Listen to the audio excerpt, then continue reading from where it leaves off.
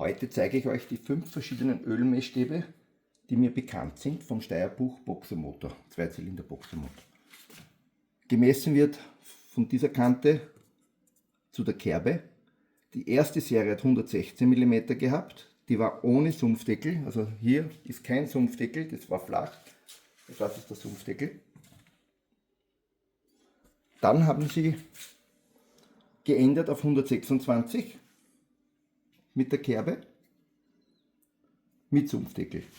Und im Laufe der Zeit hat es dann eine Kundendienstmitteilung gegeben, dass man 130 mm die optimale Version ist. Ja, und man soll nicht überfüllen. Also übers Maximum sollte man auf keinen Fall drüber füllen. Es soll immer zwischen Minimum und Maximum. Bei dieser Version haben sie dann sogar schon Minimum und Maximum angeschrieben. Die ersten haben dann nur die Striche gehabt. Die alten haben auch immer die kleine Version vom Gewinde gehabt. Nur die Schweizer letzte Serie hat dann auch einen großen Anschluss gehabt fürs Gewinde. Und wenn ihr Öl wechselt,